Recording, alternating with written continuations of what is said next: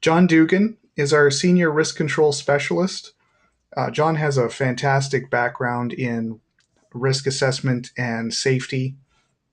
John is based out of our California office. Good friend of mine. Welcome, John. Thank you, David. It's good to be here. I'm just going to go ahead and turn things over to you. Thank you for agreeing to do this, and the time is yours. Thank you. And I'd like to thank everybody who is on today. I know I'd like to say good morning to the West Coast, good afternoon to the East Coast. Thank you for donating some time to pick up a little more on apparently your responsibilities as a church safety officer. I know this is what these programs are aimed towards as church safety officers. And today we're going to be talking about church self-inspections. Um, as I had mentioned in the title, they listed the title as staying ahead of the hazards. That can be a challenge. The hazards develop on a day-by-day basis depending on a lot of things, how well one takes care of something, whether a storm blows through, whether there's a storm on its way. There's just all kinds of things, the activities we have taking place. But we've tried to find a way to make it easier for the church safety officers to do the job they've been entrusted with. And in doing so, we developed which just last year, the church self-inspection form that's on our www.adventistrisk.org. That there's a guide to it that kind of explains how to go through and do the inspection. And it just sort of, it's reduced from a lot of the heavier things that are available on our longer form, and just sort of the day-by-day things that might be out there. And then there's a form that is readily, you can kind of click on it and fill the form in on an iPad or whatever else you can run a PDF on. This is what the form looks like. It's a fillable PDF. It does track with the guide. And if you click no when you're going through this, we've tried to set it up so if you click the word no in answer to the question that's on there, it indicates you've possibly got a problem. And there's a form there you can just describe what the issue is and possibly what your recommended action is. You can also take this form and print it. If you don't have something you want to, you can do it on when you're walking around. Just print the form and you can take it around on a clipboard and do the walkthrough of the various places in the church. As you can see, I started off with administrative. Administrative is the most important part of the whole thing. Obviously, being selected as a church safety officer, you've been entrusted with trying to help determine what the exposures on the church and trying to help get some of the things fixed that need to be fixed. It needs administration's backing. Without the pastor's backing and the church board, there wouldn't be a safety program, and everybody seems to understand that we need that. So they're the ones that develop the policies and procedures, and those are some of the first questions that we actually have on our form is administrative type questions. Not going to go a lot into those. I think they're sort of self-explanatory, as you'll see. Is there a church safety committee? Those kind of things are listed on it. But I'm going to hit more of the physical elements, I think, in this program than I do any of the administrative. And if when you're in the administrative part and you maybe have trouble getting some answers, obviously one of your pastors in your church, or if you only have one pastor in the church, they can probably help you determine what those answers are from the administrative perspective. You'll know what they are doing through the board or through other parts of the administration. As we look at the church self-inspection, there's a number of protective elements we have within our church, things that keep the church safe, keep it from burning down, keep it from possibly being broken into. And first and foremost, most of us, we usually all have fire extinguishers. And so when we're walking through, we're looking to see what are the condition of our fire extinguishers. There's generally a gauge on them, and usually that, if there is a gauge, then that little needle needs to be in the green to show that it's good. Sometimes these get tampered with. Somebody comes by, a youth or someone, or after they've been serviced, there might be a little bit of debris in the needle and seat, and they just kind of slowly bleed off. I've seen that happen over and over again, in which you can call, in case you can call up the company and say, hey, you know, this extinguisher hasn't been fired off, but it's under the green. There's something wrong with what you did when you serviced it, and they should be able to, you know, come out there and take care of that for nothing, since they charged you for the service and it wasn't effective. Churches have sprinkler systems. Not all churches, but some do, and that requires certain amount of inspection, making sure that the water valves to them are chained and locked, and so nobody can tamper with them. Usually they're on an alarm system, so if somebody does move a valve, that sends out an alarm to the central station and says somebody's shut off the water or tampered with the water valve, and they'll call the church facility up and let you know. There's the typical smoke and heat detectors, which are usually in places like your kitchens. They're in your equipment rooms where your heaters and things like that are. They're the quick response that starts the system off and sets off the alarms and notifies the central station and things that you've got issues. I like to think that most churches have fire alarm systems that you'll be looking at and making sure they're good. Unfortunately, not all churches do have the little pull boxes and alarm systems. So when you get to the point where, like, you want to have a fire drill or something, it's going to have to be announced. There won't be a way to set off an alarm. You have to use other things to notify the church. And in a small church, that's not uncommon, that somebody yells fire and you know, the drill is everybody just gets out of the building. Security systems and lighting. Not all churches have security systems.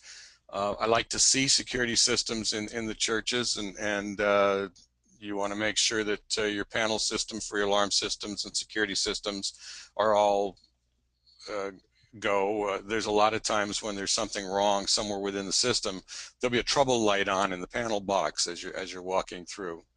And so you'd see that. What's the lighting like, you know, at a facility? I can't imagine hardly a church that doesn't have some kind of a night activity going on. And in such cases, exterior lighting for security purposes and to help prevent slips, trips, and falls is very crucial. And inside lighting is just as crucial. A lot of people have trouble seeing when the lighting isn't good, and it's easy to trip and stumble in a case like that. Where we have fossil fuels, and you may not all have this, but where you do have fossil fuels, you've got things that are running off gas, and like stoves and heaters and things like that. Most places anymore have carbon monoxide detectors in there just to indicate whether or not there's a leakage of carbon monoxide. Water heaters are a common gas-fired piece of equipment in churches, and a lot of times, somehow or other, the duct above the vent above the water heater can get knocked out of place, and when it does, some of the carbon monoxide fumes actually don't exit the building. Instead, they start kind of moving along the floor and out the area they're in. What's our flammable storage like? You know, we may have cleaning supplies and other things around. It's important when we inspect for those kind of things that we don't have flammables in our mechanical rooms. The mechanical rooms where we have our heaters and that kind of equipment, those are ignition sources. If there's fumes that leak out of a can and it's over near a water heater or a furnace or something like that, you have a very good chance of a small explosion and fire taking place in your facility. So you want these things stored somewhere where there is no ignition source. And one of the best places too is, even if they're in a maintenance shop and you don't have an ignition source, is that they're in a flammable storage cabinet. They're a low-priced cabinet that is metal and doesn't allow fumes out, and you can store your chemicals in those. Around the world, all of our, I mean, most of our churches have experienced this in some way or another, it seems like, even if it's just a stumble that's never reported. Slips, trips, and falls remain one of the biggest causes of injuries and accidents in facilities, be they churches, schools, or anything out there. And a lot of times it's easy to fix, and sometimes it does take a little bit more of a monetary outlay to get those kind of things taken care of. But where we usually start is we start right in the parking lot. We're doing that survey. We're walking through. First place people arrive at is where? It's in the parking lot. So you walk through that. You look at the sidewalk or the for potholes and cracks in your parking lot. If it's not a paved parking lot, what kind of condition is it in? Is there a lot of rocks and gravel and things? Even a dirt parking lot can be kept fairly level with occasionally raking and things to keep the holes out and keep the limbs and rocks and other things that people can stumble over out of the way. What are our sidewalks like? Are they cracked? Do they have lifting like the example in this photo? You can see where uh, there's actually been settling. It looks like on the case of the nearest sidewalk, and it's sort of dropped down from where the other one is, or it was just poured wrong, and that should never have been done.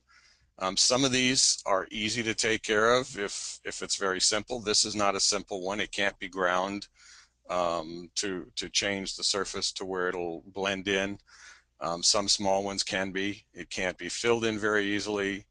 Um, but you're looking for these kind of things, and there are people and companies out there that can advise how to fix them, whether it be a patch job on a crack or drilling a hole and pumping in an expansive foam underneath so it lifts the lower sidewalk. There's all kinds of things that can be done to make our sidewalk safer. And one of the easiest things is just making sure that we've got the limbs and leaves and rocks and other debris off of our sidewalks so that people can't slip and fall on them. Weather, as we all know, can be a major factor in that. Do we face ice storms and rain and other things that can make our sidewalks slippery? We need to be prepared for that.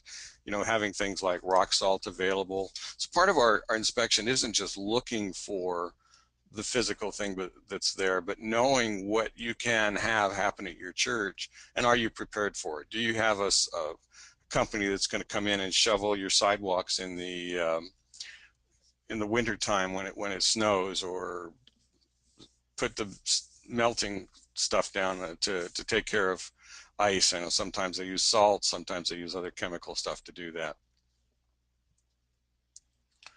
Again, the slips, trips, and falls. What do our steps look like? Anytime we have steps, there's always somebody that needs a little extra help getting up a set of steps. So if we've got a set of steps, we really should have a handrail there. I know there's different rules that OSHA says if you've got, I think it's 3 or more risers, then it needs a handrail. At the same time, if it's part of the emergency egress, the National Fire Protection Association says it doesn't matter if it's one step, it still needs a handrail because people are coming out in a hurry. They're trying to get out fast, and you don't want people stumbling in front of you, and yet they need that assistance of that railing. So we basically say if you've got steps, any kind of change in elevation like that, put a little railing in so that people have that assistance. Doormats, if you've got doormats in there, make sure they're the type with the tapered edges. You're looking for kicking around a little, make sure it holds good. It's not slipping and sliding on you. I have been in facilities where they actually take and put a towel down uh, just inside the door to pick up the water after it's been raining. Well, I don't know if anybody's experienced what a towel is like on a slippery floor, but that's one of the quickest ways to end up sitting on the floor is to step on a damp towel on a slippery floor. I've fortunately I experienced that, but I managed to keep myself upright in one of the facilities I went into. If you have wet floors, make sure you make sure that the church is putting out the wet floor signs. So make sure you've got those in stock and that they're readily available for when you mop up after a spill or something, even for a potluck. Here you can see some of the internal hazards that you might be finding. The wrinkled carpet, those easily catch a shoe. The broken nosings on a set of steps. Believe me, if somebody falls on one of those, they're going to be taking pictures, and the lawyers are going to take it, and they're just going to have a field day with it. The main thing we're wanting to do, of course, is just prevent the accident, period. Um, and again, handrails. You can see here on the inside of the church here, there is no handrail going up that set of steps into that other room. Make sure there is one. It doesn't, you know, there are codes for handrails and what they should be, but you know, there's simple things we can do and make it right. fall exactly within the code. That's what we prefer. Um, but some of the older buildings, sometimes there isn't even enough room hardly to do what you want to do, but there needs to be some kind of a railing. Vent grates, you'll sometimes see when the vents are in the floor how they can lift and cause other problems like that. So you want to make sure that those kind of grates are sitting flush. It's actually best if those were out of the traffic area, but once in a while I find that they're not. They're right there close to where traffic is coming through a facility. Cords that go across floors. Now in this case, you can see the little cartoon. I have the phone cord going across, and you see that a lot. There are phone cords that stretch across, or computer cords, and a lot of times there's a power cord going across to a desk. Within the church, you're going to find a lot of cords that are going to speakers and to microphones and to different things. And if they're going to be within a walk area, it's best to actually tape those down for just, if they're going to be temporary use. If you've got something permanent, microphone is always in that one spot, and there's a cord that stretches across the floor to it. It's best to try and come in from some direction if you can do it. If there's a hollow spot underneath the floor to where you can come in and bring in a mic connection, so you don't have that cord there anymore. You can just plug in right next to where that podium is always situated.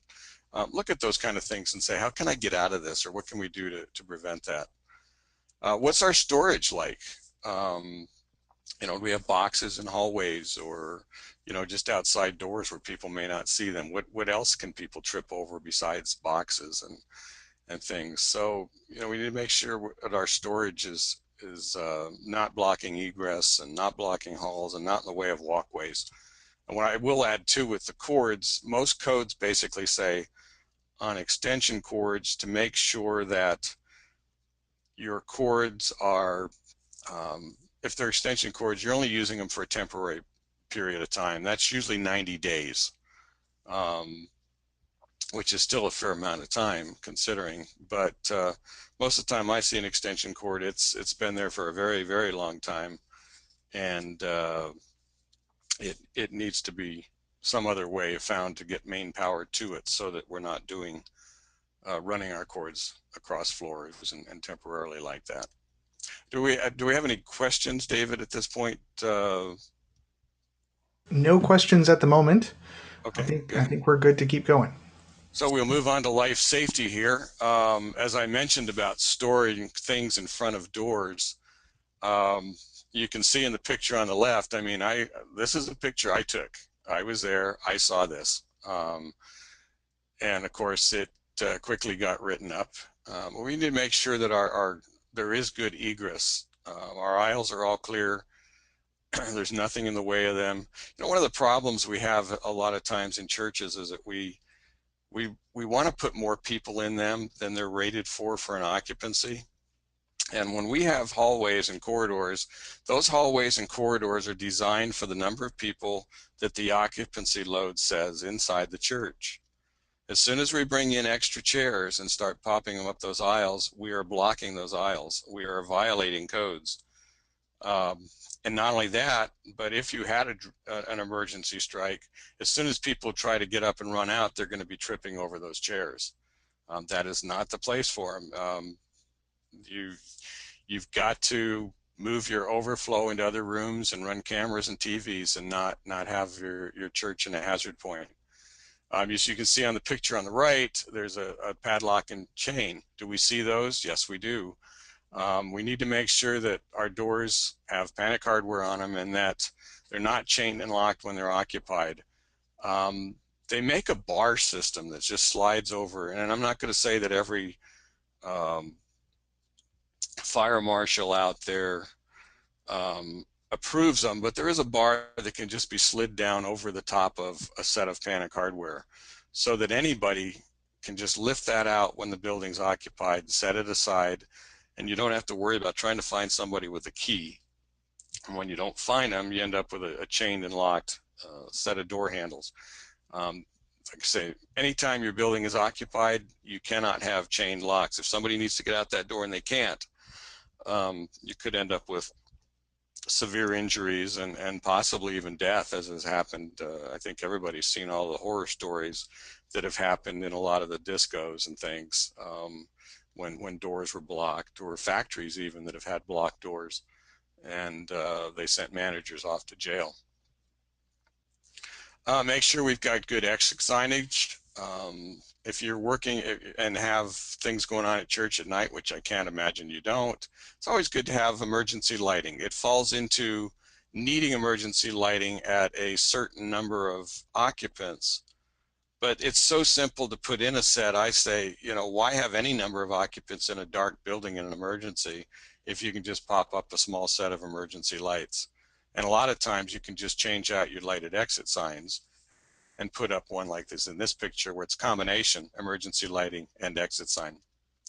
Make sure you've got your egress maps posted that shows the direction, the way out of the building, and that your lighting is good. Mother's rooms have a number of issues that you can find in there. These are all pictures that I have taken.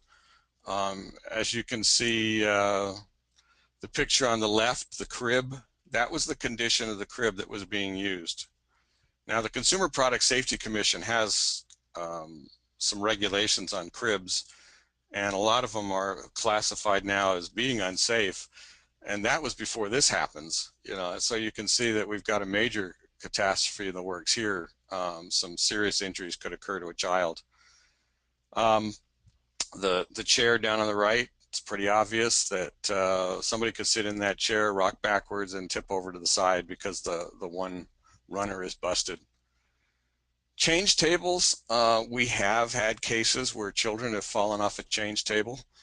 It's very important that as you look at the criteria that's on our inspection sheet for change tables, is that there's straps available, that it's obvious the straps are being used. If the straps are underneath the pad and they're clicked together, people aren't using them. I'll tell you that now. That put some good signage up and that explains that use safety straps, do not leave a child alone, and ensure that the pad has got some safe edges a child can't roll out of, and that it won't slide off a table, that it's secured to it. The better tables are the ones that are actually manufactured and have the drop down lids that are, so they're kind of curved, they have the straps and buckles on them. Make sure that your sinks, if there's a sink and bathroom in there, that's got ground fault protection. Those are little pop test buttons that you'll find on an electrical outlet near a sink. Any outlets near sinks throughout the church, in bathrooms, in custodial rooms, need to make sure that if they're within 6 feet of that sink, that they've got the ground fault circuit interrupter protection near the sinks.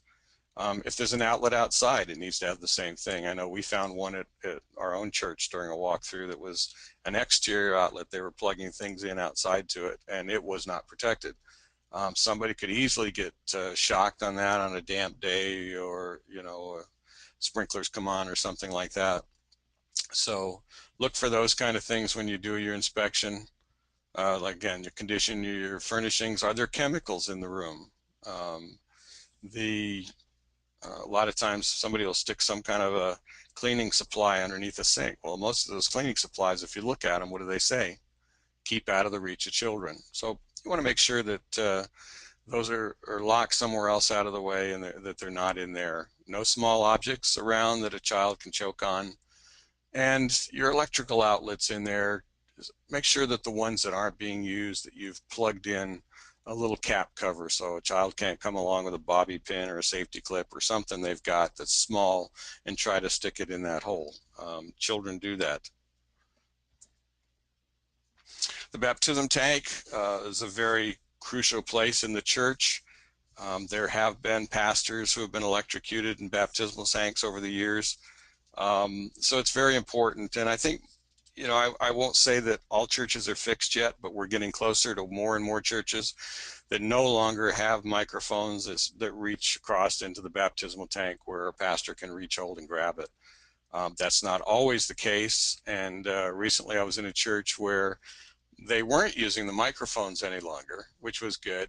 But what we discovered was that the overhead lighting in the baptismal tank, you could actually grab a hold of that while you were getting into the tank, while you're in the tank. It was just such a low ceiling that that lighting needed to be moved.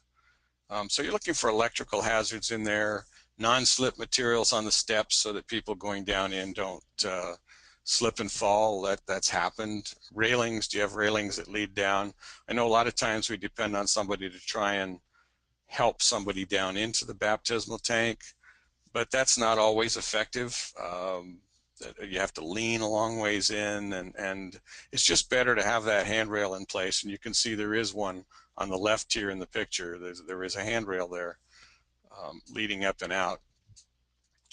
Does the baptismal tank have an overflow drain? Water's been left in tanks before, and without that overflow, it floods the church, damages carpets, and really can wreak havoc. So you want to make sure that it's got the overflow. Do you drain it after use? You know, depending on how often most folks are having baptisms. I know right now we seem to be having baptisms every week, but it's still best to drain that tank so that somehow or other, even though we have doors that are locked to them, that children can't get to it and end up getting into the tank and possibly drowning. Do we have a heater shut off so that it won't overheat and malfunction and end up causing a fire in the church? Those are things, and with baptismal tanks, it's a little more research to learn what you have and how it works. Mechanical rooms probably are where I see a lot of the biggest issues and the most issues in churches I go into. As we're looking at those, we want to make sure that, one, our doors are self-closing. When somebody lets go of it, it closes. Any fire, if there is one, stays inside. That the doors are locked. Nobody should be in your mechanical rooms except maintenance people. Now, I know churches a lot of times don't have enough storage, and this becomes an easy target for, hey, let's put the tables, let's put this in there, let's store these boxes in there, maybe even the Christmas decorations. Your mechanical rooms are not the place for that kind of storage. I was in a facility once, and the picture on the right, what's in that room right there? A propane tank. Now, do we want a leaky possible propane tank in a room that's got a heater with flame burners and mechanical electrical switches that contact? I don't think so. So we have to be very careful on what we've put and where we've put it.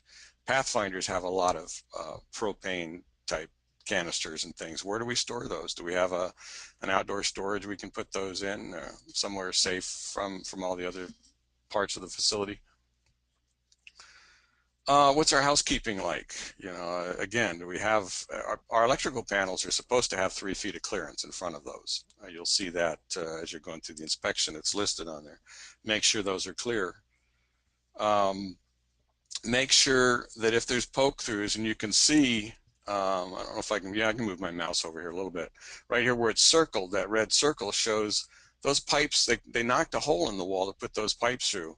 Well, I see that a lot with not just pipes. I see computer cables and electrical cables and everything else where they punch holes through walls. Well, that allows smoke and fire and everything else to go from one room to another. And so once we poke a hole in a wall to put a pipe through, we need to seal around that with a fire-resistant product.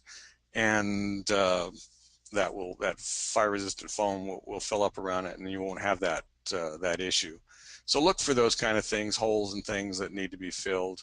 Are our electrical panels all covered and sealed? As you can see with this junction box on the right, that hasn't been done. There's wires all hanging out of it, the covers off of it. By electrical codes and other safety standards, those need to be sealed. Again, if we have electrical and there's a sink nearby, do we have the ground fault protection?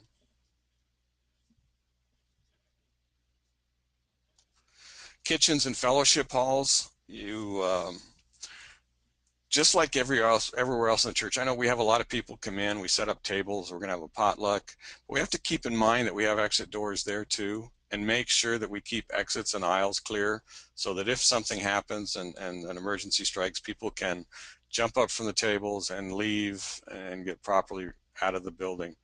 On the internet, a lot of cities and towns will post information on what the clearances need to be between tables with chairs and things like that, that will help you make sure that your aisles are proper.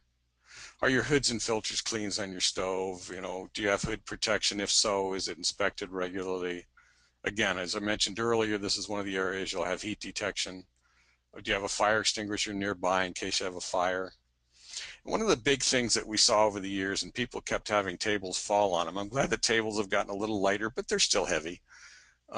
Is leaning tables against walls. There are racks for tables, just like there's racks for chairs, and tables and chairs need to be stored in those racks and not loose on the floor where a child can come along and play and then suddenly not, end up with tables or chairs on top of them. Make sure if we've got spills that we're marking those spills and cleaning them up. We warn people that, hey, watch out, we've got some liquids here. We run, we get them up, and we don't remove that sign until the floor is completely dry. So that was kind of a race through, but again, it's not a big form. It's a very easy form to fill out. When you're done, you can, just complete it, sign it, and have some kind of process to where you deliver it to the church pastor, the board, whoever it is that you're going to do within your church, that somebody will get this and be able to take some action on some of the things that have been seen. Can you take care of everything overnight? No. And it's not realistic to think that you can. You take care of the quickest and simplest things first. Sometimes you have to budget for other things and plan down the road for when you'll get those done. I know I see a lot of things when I'm in the field that I wish could be fixed today, but I know realistically it's not going to happen. And so we just try to make the appropriate recommendations that, we should set up a game plan. When are we going to do it? And we get it done in that time frame. Don't hide it. Don't let it get forgotten, because somewhere down the road, if somebody's injured, somebody will look at that and go, why didn't you fix this when you saw it? Well, if you've got a plan, you go by the plan and you do it the best the budget can do. Some things are so critical and so dangerous, you may have to shut it down until it gets fixed. Be prepared to do that.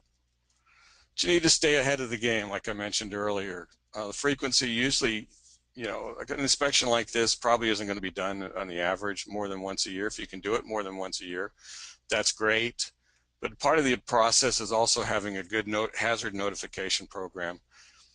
Have your church aware of the fact that you've got a safety program going. You've got a church safety officer, you've got a safety committee, and you want to know whenever they see something that could be a hazard on the church, at the church. So you're encouraging people to notify yourself or part of the team. Maybe it's a suggestion box, however they do it, even via internet, a way that it's continually done. This way your process is done on a day-by-day basis, and it's easier to stay ahead.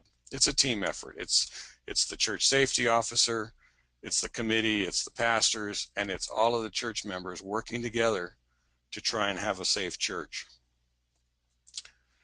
On a final note, I do want to mention that there is a longer, as you get more familiar with this little form, if you want to learn more and want to see more of the hazards that might exist at a church, request from us of the longer church self-inspection form that we have.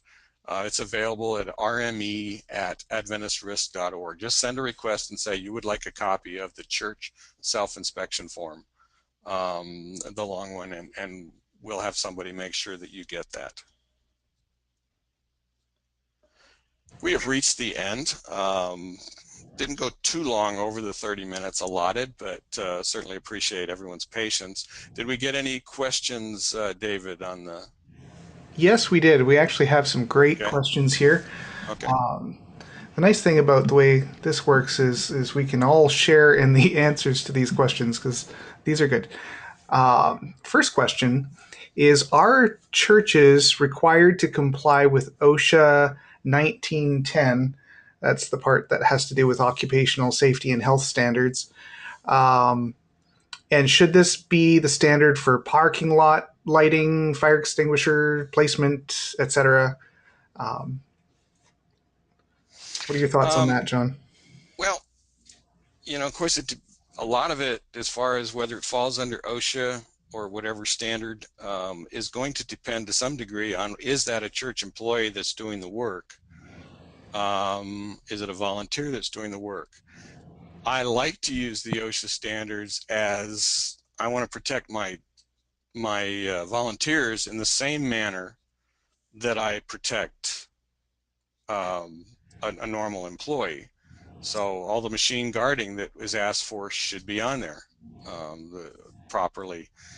So I looked to, there's different codes that apply to different things, but when it comes to safety of an employee, whether it's volunteer or not, OSHA is not going to enforce it for a volunteer, but they may show up if a volunteer gets severely injured, killed, or something on the job, and that delineation will take place at that time about whether it's an employee or not. Part of the problem is a lot of times my concern sometimes is what kind of training does an employee get, particularly a maintenance employee. And I know we've worked with some conferences or talked with some conferences that in all reality, most of the time, the church maintenance person is a conference employee. And so training really needs to be coming out of the conference level for those employees.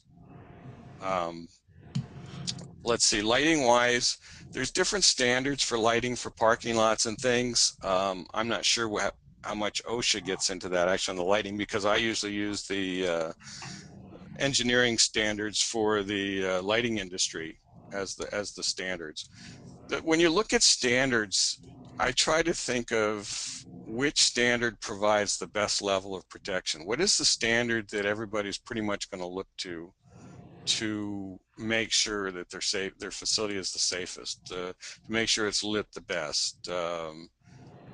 So I'm not sure. Hopefully I've answered that. Thank you very much. I think so. I think the my takeaway certainly is that whatever standards we can get our hands on, whether somebody's an employee or a volunteer, we want to do the best we can for them.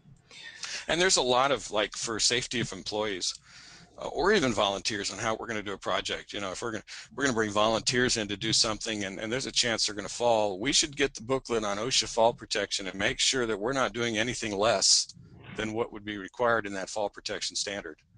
Right. If we're not doing due diligence, let's put it that way, if we haven't done that, we have a standard that we need to keep everybody at. We need to think about the same thing when it comes to child labor laws at our facilities, and what can a youth actually work on and what can't a youth work on, because a lot of times child labor law says no, they can't be on a ladder, they definitely can't be on a roof, they can't do this, they can't do that, and we need to make sure that we're following those standards. Great. Thank you. Next question. Is there any particular software for drawing exit maps? Great question. um, there is different engineer. I don't know of any that are just a simplified um, map program, like for mapping out a building. Obviously, there's the ones that people use for designing, and there's inexpensive ones. I know I wish I could think of the name of it right now. CAD, I think it's a CAD program, but there are cheaper CAD programs that would probably allow you to lay out your church and set up your halls and corridors in. But as far as just saying I want a specific program for laying out my church exits, is there such a thing as just for that process? I don't know that there is, but there's a lot of stuff out there anymore. I would Google it and see if you can see it. But CAD programs will do that, and Great. simplified CAD programs. You don't have to be a rocket scientist to run some of those CAD programs. I know I can do them some. Great. From what I understand, there are some drawing features in even word processing programs like Word, or if you have, for some reason, Yes. have Photoshop, that's possible. And of course, there's always the ruler and a marker idea still, which is, I believe, acceptable. Hmm. Yeah, the thing is, you're just trying to create a likeness of your corridors and where the hallways are. Sure, with CAD, it'll give you tell it it's at 33 feet, it's going to show it at 33 feet and on a piece of paper, and it's every time you put a line in and tell it how long it is, it's going to pop it in there, populate it correctly. But yes, you could do that in Word or any one of those with your line drawing programs. Thank you. Another great question here. Is there a source for obtaining professional looking safety signs like a shelter area, do not leave children unattended, open door slowly, those kinds of signs? Do you know of a great source for that? There's several. I wish I could actually type on my computer at the same time we're talking. Trying to Well, think of. you I talk don't. and I I'll. don't. I don't generally recommend, a specific company, but there are. If you Google safety signs, you will see a large number of sign companies populate. I used to deal with one out of Arizona. I don't remember if they were called safety signs or Lab Safety Supply has signage. Um, but yes, there are. I did a quick Google search and I have some of the top hits are safetysign.com, compliancesigns.com, uh, eMedco. I'm guessing some of these may be more specific to one industry or another, but they seem to have a pretty broad, a large number of options there. So maybe a quick Yes. Google search will you can find exactly what you're looking for. All right. Here's another question. Does the church safety officer require training prior to being voted in by the board? So I guess they're looking to get you in on that position. Do you need to take some training before you can accept that role? Not really. Once they've said we want you to be the church safety officer, that's when you're going to sit down and start trying to learn as much as you can about it. And we have a lot of good information on our website at www.adventistrisk.org. The booklet we have online there for church safety. These kind of forms that we're talking about here will tell you a lot. There's other things that, as the church safety officer, you may get involved with later on. Somebody, helping the church. If they're going to take a group of youth out, we have this field trip uh, little form that you can fill out, and it's sort of a tickler that helps you decide, well, what kind of transportation do I need? Do I have enough supervisors? Are we going to need extra clothing, food? What do we need for this to make sure this is a safe trip? Obviously, a group that wants to go off canoeing that's going out without life jackets is a no-no. So we're looking at, what are you going to do? What are you taking for protection? What's required?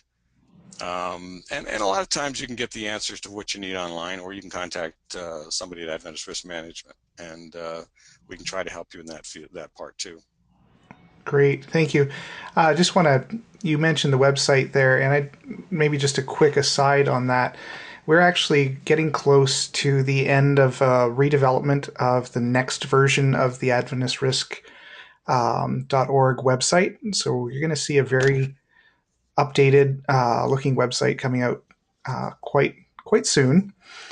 And one of the features that we really wanted to Im- expand upon for the new version of our website is the prevention area, which is really geared for church safety officers and other folks who are tasked with safety. And we actually are building a section inside the prevention area called Safety Officer Central. And it really gets you started. What does a safety officer need to get started? What is my job? What am I doing? Where do I go next? What am I responsible for? And where do I get the additional training that I need? So all of the webinars will be coordinated in the prevention area. Our newsletter, which provides safety information on a weekly basis, is all coordinated in there, as well as just your whole starting point of how to get started as a safety officer.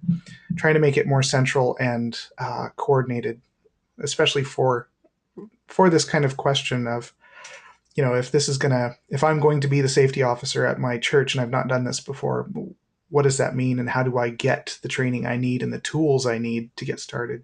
So, Nice. all right. So, moving on to the next question.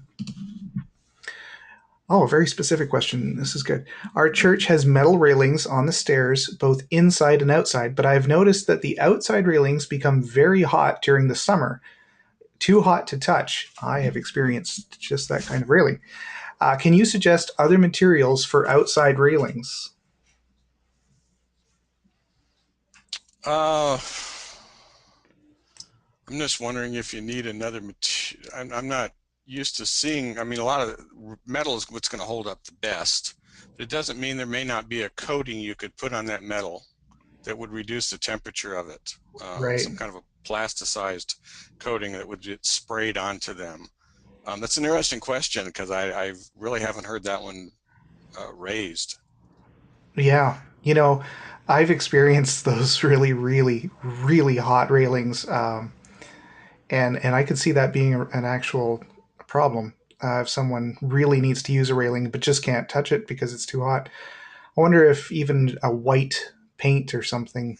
Something that's, yeah, more reflective of, so it doesn't hold the temp. A coating, like David said, the white paint, something that's not absorbing that sun and that heat, like sometimes silver and bare metal does, or black, or something like that, might help you out.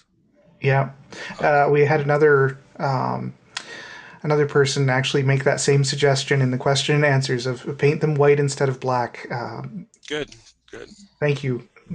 This is exactly the kind of dialogue that I love to see here in the webinars. Is let's give each other great suggestions and bring these questions in here. Yeah, we don't get that kind of dialogue a lot. It's not as much as I'd like. Sometimes we get a little Yeah. bit. This has been good. Yeah, this is fantastic. Appreciate everybody's participation. Another question here. When it comes to deciding which standard or code to use, if there is any difference or conflict between them, such as OSHA and the local fire marshal, which would be the fallback choice? How do you decide which one you have to follow? Um, I have a tendency, like I said earlier, I think I have a tendency to go with the stricter standard, and especially where the fire marshals are concerned. I do not always find that the fire marshals are staying on top of or enforcing some of the codes and standards that are out there. Um, and sometimes they'll walk into an old facility possibly and just kind of think in terms of grandfathering. But grandfathering a lot of times doesn't help make a church safer. In fact, most times it does not help make a church safer. Um, but I have found that, like everybody else, fire marshals, it depends on the degree of training maybe they've had.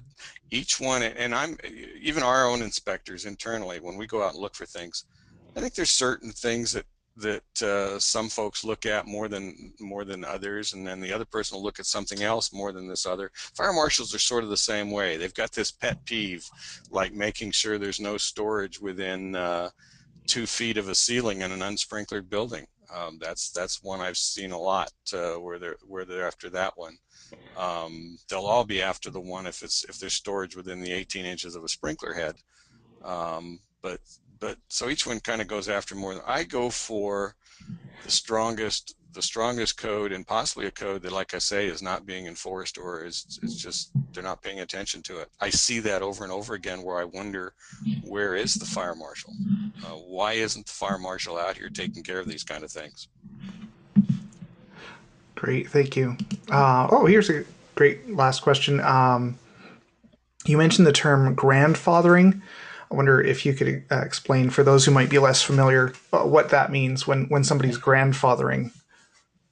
A lot of times, the newer codes that come out. Let me give you an explicit example.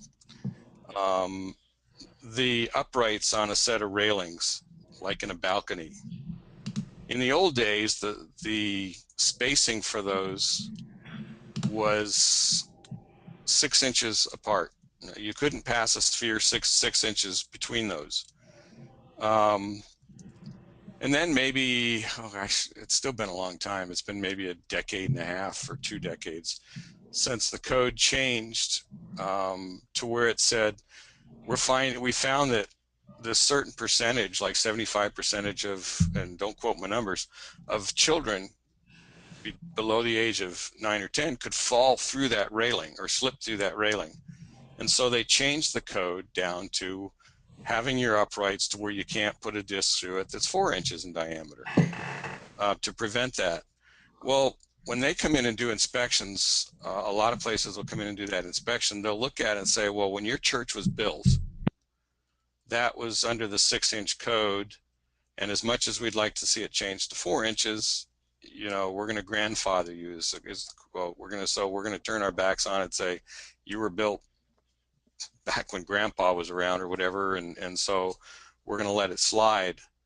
Um, I personally, when I go through and do a facility, and I'm going to use that one as an example, when I see a 6 inch gap in the uprights on a set of rails, I recommend that they go to the newer code and either somehow put a spacer in there that between each one that reduces that 6 inches down to the 4 or less, or that they use some kind of a plexiglass over it, as a backing so that nothing can slip through. A lot of people will use a like a canvas tarp on their upper balconies and things, so that something decorative that will prevent somebody from either climbing on or falling through those spaces. So that's kind of what grandfathering is, and it applies to a lot of things. How doors might be set up in a facility, how wide, or there's some things that can't do very well, like sometimes the exit corridor may be too narrow technically, because in the old days that's what it was. Well, you're not going to change that overnight. You may never be able to change it, and so it's going to be grandfathered in. They're going to let it ride. Well, thank you, John. I think that comes to the end of our questions, unless somebody else is furiously writing away in there. But I don't see any coming in. Just really want to thank you for your presentation, for the tools and the advice that you've given to us today. Really appreciate it. My pleasure.